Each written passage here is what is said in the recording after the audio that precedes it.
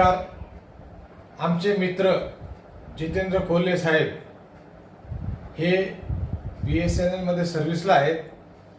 कालच रिझल्ट प्राप्त झाला. त्यांचे चिरंजीव मोहित यांनी JEE मेन्सची एक्झाम दिलेली होती.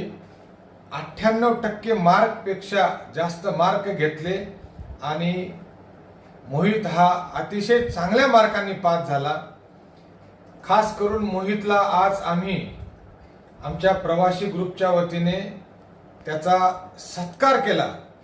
बघा, अशा मुलांना एक कौतुकाची थाप म्हणून त्यांचा सत्कार करणं फार गरजेचं असतं.